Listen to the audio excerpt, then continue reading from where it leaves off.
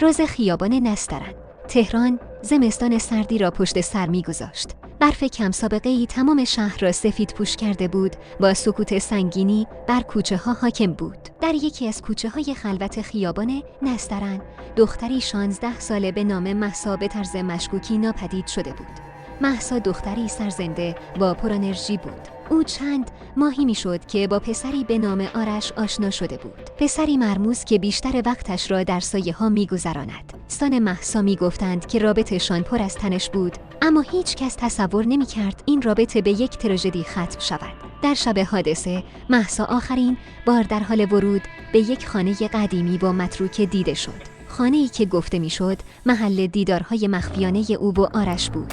2 روز بعد پلیس جسد مهسا را در زیرزمین همان خانه پیدا کرد. او با ضربات چاقو به قتل رسیده بود. صحنه جرم وحشتناک بود. دیوارهای زیرزمین با خون‌نوشته‌هایی داشتند که پلیس را سردرگم کرده بود. جمله‌ای که بیشتر جلب توجه می‌کرد این بود: این پایان یک دروغ است.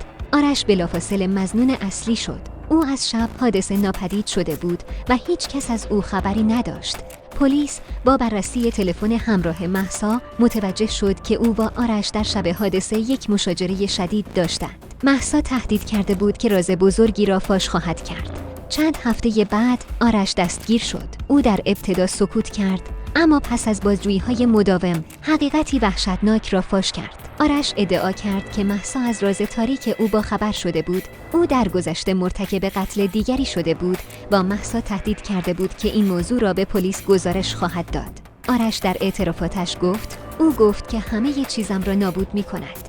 من هم تصمیم گرفتم که او را نابود کنم قبل از اینکه خودش این کار را با من بکند. اما پرونده به همین سادگی بسته نشد. چند ماه پس از دستگیری آرش، پلیس در همان خانه متروک یادداشتی پیدا کرد که امضای آن به نام شخص دیگری بود. برخی معتقد بودند که آرش تنها بخشی از یک نقشه بزرگتر بوده است. پس از کشف یادداشت جدید در خانه متروک، پرونده بار دیگر داغ شد.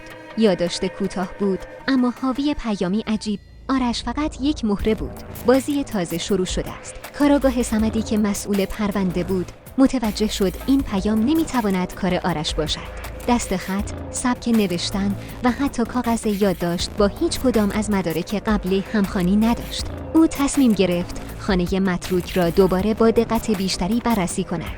تیم تجسس پس از روزهای جستجو در یکی از دیوارهای زیرزمین یک در مخفی پیدا کردند. این در به راهروی تاریک و باریک منتهی می‌شد که به یک اتاق کوچک و پر از اشیاء قدیمی و عجیب ختم می‌شد. در اتاق جعبه‌ای فلزی پیدا کردند که در آن عکس‌هایی از چندین نفر بود، افرادی که برخی از آنها مفقود یا کشته شده بودند.